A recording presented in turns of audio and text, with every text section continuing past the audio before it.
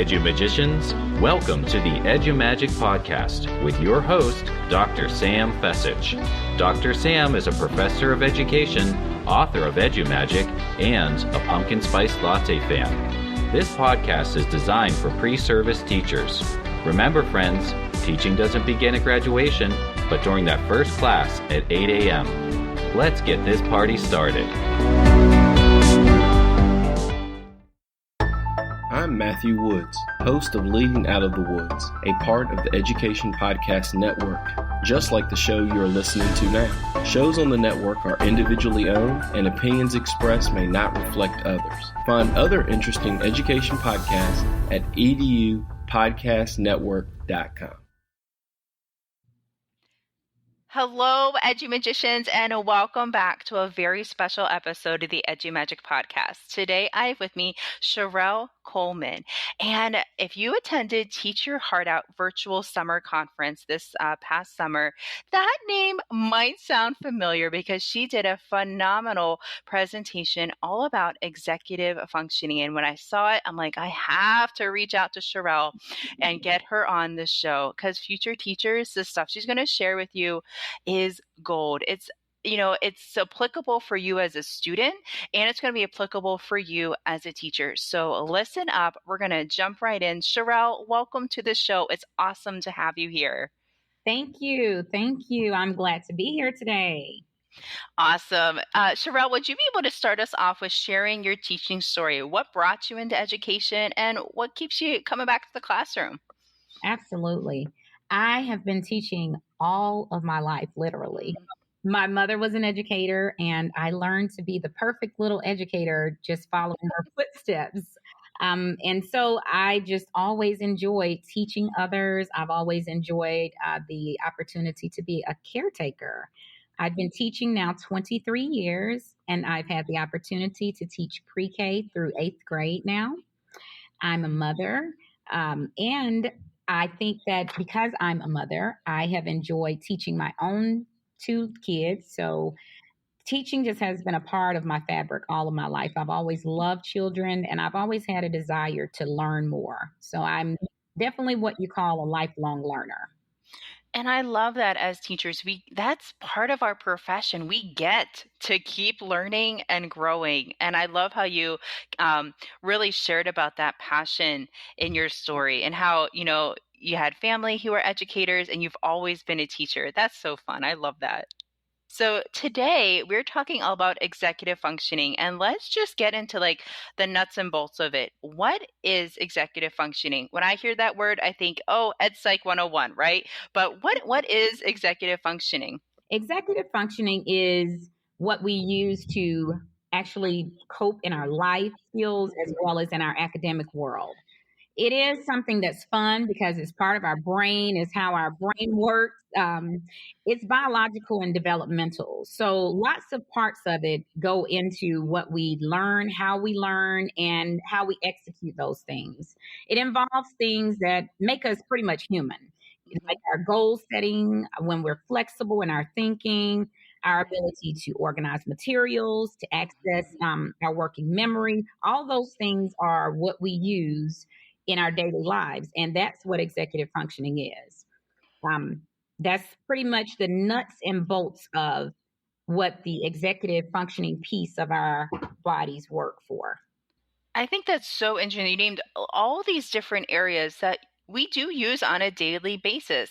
And when I thought of executive, I just thought of organizing all that stuff, right? Right. But it's so much more than that. And I love how you gave us so many examples that are included within executive functioning. So we know about the what, and I think it's so important that we think about the why as well.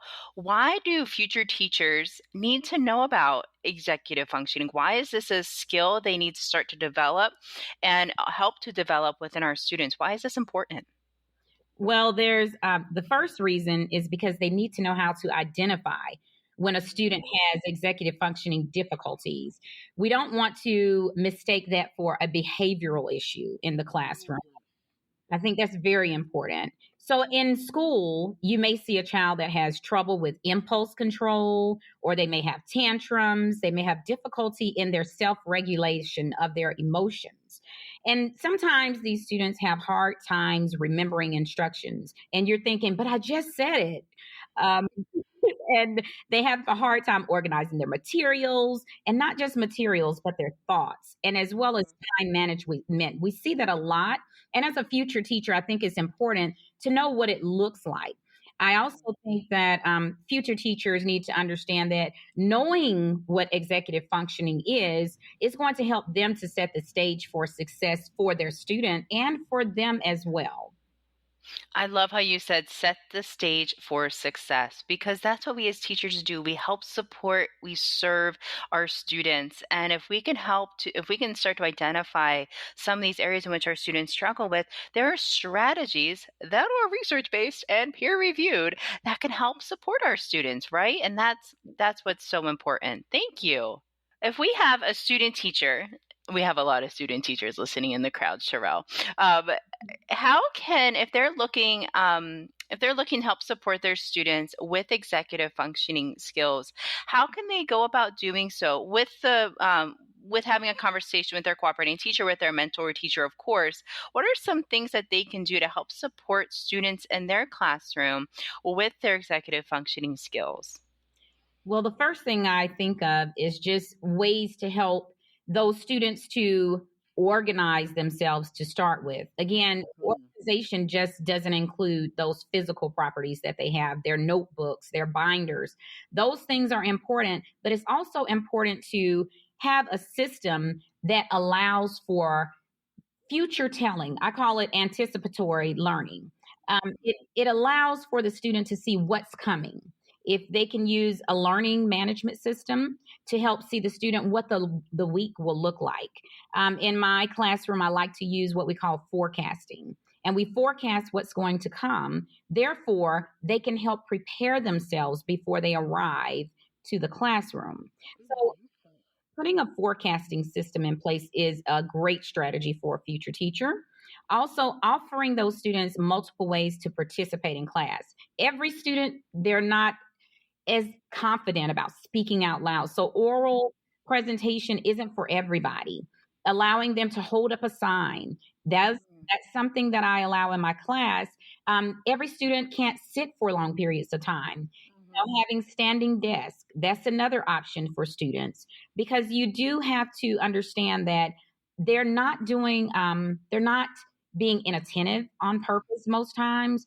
They are really struggling to try to keep attuned, but it's their executive functioning skills that are not as attuned as they need to be. Therefore, they're working hard, but it just doesn't appear to us as teachers sometimes. So providing those guidelines, providing checklists for them, especially when it comes to long-term projects. That's a big one for students who struggle with those executive functioning skills. Providing those check marks, allowing them to use calendars. While we use a lot of digital access to calendars, it is really good for a student with executive functioning issues to write it down. Write it down, scratch it off, check it off, whatever the system is that works for them. And offering feedback is a big one. Offering feedback and opportunities to revise their assignments rather than giving them a grade. And, because a lot of times they suffer from lack of motivation. And what we ultimately want is for those students to master the material. And if that's our goal, we definitely want to offer feedback and opportunities to revise. Yes. Grading. Yes. Charrell, I wish you could see my face. I'm up here nodding my head like, oh my gosh. So we got checklists. We have calendars, both physical calendars and digital calendars, helping them organize their notes, giving them feedback. It goes back to like timely and meaningful feedback for our students, giving them time to edit or adjust or revise their assignment so they can understand that material. This is great. I know that my listeners, they're probably writing down some great notes here, but friends, head on over to the show notes because we will include a nice little list there for you. Just some ideas that I think that are going to help you as a student too, and then also as a teacher. Absolutely. Charrell, we also have some higher ed professors listening in on the podcast. How can they use maybe they're the same skills or strategies, but what are some things that they can do to help support the students in their classroom who might have some might need some support with their executive functioning? So we're in a higher ed setting. Are there any differences? Are there any other supports that we can do that maybe are just best practices for all of the students in our class to help support them in that learning? Because, going from high school to college, that's a big jump there. What are some ways we can help support them? It absolutely is a huge transition from high school to the college experience. And the greatest difference is the amount of independence that students have. Yeah. It is astronomical of a difference because there is no parent there, there is no teacher there. An article in 2019, I think it was from the Chronicle of Higher Education, they found that 44% of students are not graduating from private 4-year colleges after 6 years. And in college, only 20% of the work is covered in class, and the rest is done independently. And the study found that because students have not secured those strategies before they get to college, this is why the rate was so high. So there is a checklist of executive functioning skills that's really expected for college, and they include task initiation, time management skills, self-regulation. You have to be attentive. You have to know how to prioritize and plan, as well as that cognitive flexibility, because in college life, that's going to be superior for your planning. So that's the start of college. And there are lots of strategies that help, but I must say the professor must do the same thing as an elementary or high school teacher. They can't do the work for the student. You must teach these skills to the students, and the student must learn to execute. So I would say a professor could do several things, starting by letting the students know their hours, their office hours. The student, it's up to the student to use those office hours as they are given those hours. And professors providing visual aids, that's still important. Lots of times professors feel like I don't have to do that, but that is important to some students. Right. And it allows those students who have anxiety about social discomfort and asking questions to kind of see a visual, to hear it. And you're tapping into all those modalities when you allow those different visual aids, those different audible aids for those students. And I just think that students can become more comfortable if the professors are inviting students in the beginning, because I know lots of times we feel like they're adults and we just need to teach the lesson, but it's more than that. It's still about building that relationship and rapport. So, Samantha, I would say that you have to put systems in place when they get started at the very beginning of the course. That's the professor still is responsible for setting the system in place, knowing the student as a learner. I think that learning inventories are still just as important in the college setting as they are anywhere else. Systems to start and complete writing assignments. The student has to develop that for themselves. They also need to develop self-reflection skills in order to create new habits for themselves. It is. That's something simple as mindfulness practices. And meditation is the most effective way to increase your executive functioning skills. And cognitive behavioral therapy is good for any college student if they haven't tried it up until now. And a lot of students that have cognitive behavioral therapy in high school years, they carry on and they still utilize those services in college, which is very helpful. The skills that you had mentioned, the self-regulation, providing the strategies similar to as we would in a K-12 teaching setting for our college students, building that relationship. These are all things that help all of our students, and not just our students who might need some support with executive functioning, but this helps all of our students, providing a checklist, providing Calendar reminders, about class meetings or class assignments, just, hey, don't forget you got this going on. And I loved how you shared, like, if you have a big assignment, look at that assignment and make plans to, like, how are you going to get that done? Work through your time management, those types of strategies, which are, again, great for all of our learners, K through adult, right? And I will say, reaching out to the professor at the stage rather than waiting for things to become a mountain, because it's just to climb that mountain, especially when you're, dealing with college. I mean, the work can be overwhelming. So we want to get ahead of that. Referring to Google Calendar has been a lifesaver for students to set those notifications and even put your professor's college office hours in there. Put a notification so that you just remember. It's just a constant reminder for you. And they should also make sure they visit those office hours at least 2 to 3 times, because that develops the relationship with the professor. Thank you, Charrell. I was just going to say that. Oh, I love it coming from you, though, because I'm the professor. But if they hear from you, it might be good. I love that. And you know what? Professors want to help support and serve you as well. We are here to help. We are here to help. So get to know us over coffee during our office hours.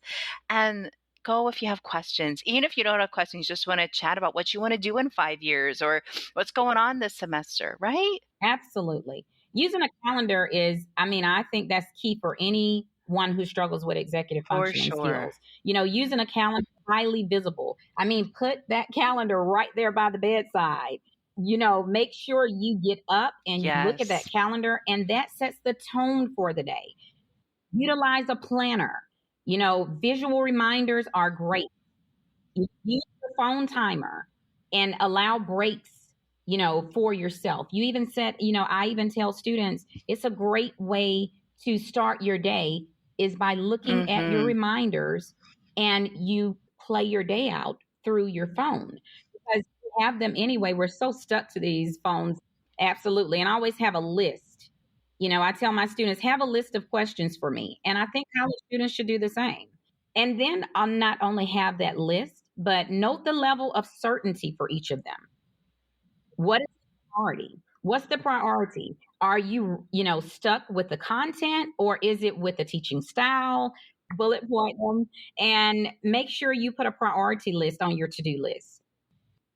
Set your expectations for yourself, and that in turn sets the expectation for the teacher as well. Really does. And it gives us a little heads up as to what we're going to be discussing during office hours, or if it's via a chat or an email or something like that. That's always really helpful.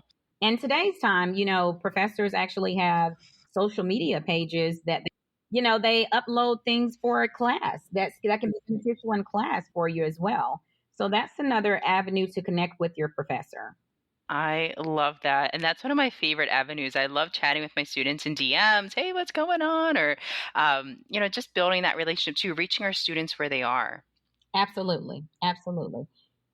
Now, Charrell, you had shared about some mindfulness techniques, and it reminded me of a conversation I had with Kiana Cole, who is a teacher self-care enthusiast. And she shared about the importance of setting your intention for the day. And isn't that just something so simple, but how often do we forget to do that? So setting your intention and being mindful of your day and sprinkling in self-care, like the glitter on top of your calendar, is just so important, because I don't know about you, Charrell, but there have been days where I've forgotten to eat lunch or I'm drinking cold coffee. Just stop. Heat up your coffee, go actually sit, eat lunch, flip off that computer or that phone, and just enjoy the company that you're with. Absolutely. I say that often. I set my intention every morning. I make certain that I am ready for my day. I have a meditation. When I hop out of the bed, I sit on the floor, I do my meditation, and I don't budge until it's done, because I know that when you set your intention, it happens. Yes. And you feel at the end of the day empowered by that, right? So, Charrell, I can tell that you are super passionate about working on executive functioning practices, but can you share and maybe dig a little bit deeper here about what is your why for being so intentional with implementing these executive functioning practices? That's a great question. I have to say, I witnessed my brother growing up. I'm the oldest of three, and my brother, who's deceased now, as he was 6 years younger than I. And I noticed he was so discombobulated, like all the time. And I made it my intention on purpose to try to help him through. And I promised myself that if I could do that for someone else, I would absolutely do that. I didn't know a name for it then, though. I just knew that he was kind of discombobulated. He never was organized. He never had good time management skills. It seemed like his working memory was very weak. And I was thinking, oh my gosh, what's going on? And my mother would do the same. So I would try to help her with him. So that's where my passion comes from. I never want a kid to suffer because we don't know the remedy and the course of action to help. You know, I must say, there are some really important benefits to developing strong executive functioning skills. School achievement is the first, I would say, where we identified this. And then, creating positive behaviors. And that's what I wanted so much for him, to have those positive feedbacks from his teacher. He didn't get positive feedback from teachers. It was that, oh, he's not behaving properly in class, or he's not paying attention. And that has an impact. Again, executive functioning have a benefit of impacting our health, because the way we feel is important. And I think, that made him sad inside as a little kid, not to get the support from his teachers. So I wanted to make sure that no other child experienced that under my care. It also helps you as an adult to become successful in the workplace. So I wanted that for him. So that was another reason I forged towards helping him. And then the relationships that you build are important. So those are some things that I looked at in my brother, and I knew I wanted those things to shore up for him so that he can have a successful life. And until his death, I did that very thing. And I still do it for every person that I come in contact with that I can impact. And Charrell, you're able to also expand that impact through the work that you did on the Teach Your Heart Out conference, summer conference. Podcasts like this, by sharing out the importance of executive functioning, understanding, how to find it, what to do, how to support our students. And I just think that is an awesome mission to have, to just make sure no other student feels that way. Because, when we think about those executive functioning skills and not getting that support from your teachers, that affects your identity as a person. It affects like your self-confidence and your self-esteem, and all those things kind of fold into one there. Oh, they absolutely do. Absolutely, they do. A lot of people ask, what is executive functioning? A lot of people tie in the term, and they think it's synonymous with IQ. It has nothing to do with IQ. It cannot be directly accessed through a test of intelligence. So these are things. The good news is that it's malleable, and our brains are malleable, and we can change our brains if we have the skills to do so. So that's super important. A lot of people also have the conception that executive function and ADD are synonymous. They're not synonymous either. ADD is a condition that involves some of your executive functioning deficits. However, they're not the same. People with ADD, they do exhibit executive functioning deficits, but not all executive functioning deficits will exhibit ADD. And that's such a good distinction to make, and I appreciate that you shared that information about the IQ test, because remember, an IQ score, it's only one test score, it's only one snapshot, right? Right. And I love how you shared about the ADD, how it's not synonymous. It's not synonymous with executive functioning. Now, there might be someone with ADD might have difficulties with executive functioning, but they are not synonymous. Thank you. This has been amazing, Charrell. I have two more questions. Now, we know with these executive functioning skills, how does the pandemic and teaching remotely and doing online instruction, because, right now we are still in the pandemic, and some of our teachers are going back to a traditional learning environment. I don't like to say face-to-face. I like to say traditional learning environment. Some might be going back to a hybrid type situation, or some might be continuing virtually. How has the pandemic made these executive functioning skills and strategies look a little bit different in those environments? They definitely have changed in the pandemic and remote learning. Honestly, teachers and students, we've all experienced the same type of brain fog that you see with executive functioning, quite honestly. We have heightened anxiety due to newly introduced daily safety precautions that we need to take. That's something that affects the way we feel, the way we think, the way we execute things. So, the way I have changed things is remembering to give those class reminders. We have to be vigilant about the emotional components now. Super important. If you have reached a child in their emotional capacity and you fulfilled that, then the work comes pretty easily to them because they feel more comfortable. The rapport has been established for them. I think that as schools, we need to be very mindful of making certain that we have a seamless process of doing things. When I say that, if we have teachers on a team, let's make sure they can find all of their things on the LMS in the same format.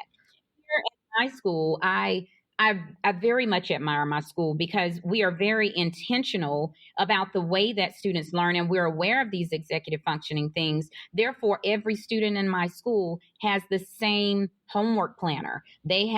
And it's color coded just the same. We have our rotation days color coded for them, as well as it matches the homework planner. So they're able to see those things in a synchronous way, regardless if we're in person or if we're remote there. So they learn the system. And so those things are important. In your LMS system, how we post our calendars for our lesson plans, that looks the very same for every teacher in this school. Therefore, students aren't confused if they have Miss Jones or Miss Williams. They're not confused. And just that, I love how you said everybody in the school has the same planner, homework planner, and agenda, and that every teacher uses the LMS in the same way. So there's no confusion, or where does Miss Jones post her homework versus where does Miss Williams post her homework? That is just in itself is just an incredible strategy. And I'm so glad your school is being mindful of all the students and just doing that as a best practice for everybody. Now, Charrell, we're going to end our conversation today. I know it's been so much fun to get to know a little bit more about what executive functioning is, why we need to learn about it, how future teachers can help support their students, and how professors can also help support their students with those executive functioning skills. We learned about your passion and your drive to support students, as many students as you can, with their executive functioning practices, and how the pandemic has shined a light on executive functioning and what those strategies can look like in a online, a traditional, and a hybrid experience, and what we can bring from that pandemic teaching into our new fall semester.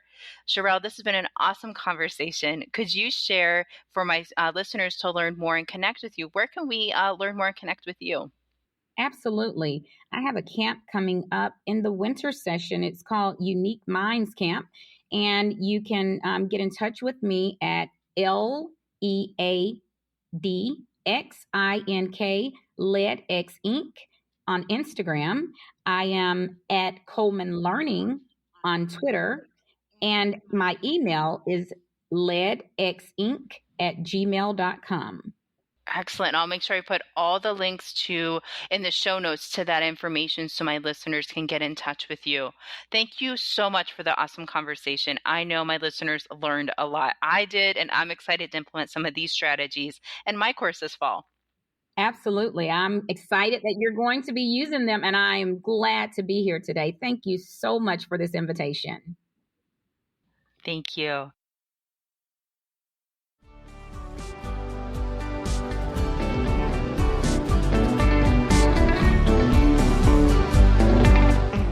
There you have it, EduMagicians. If you enjoyed this episode, please subscribe and share it with your friends. For more EduMagic, check out sfessage.com and follow Dr. Sam on Twitter and Instagram @sfessage. Until next time, you have the EduMagic within you.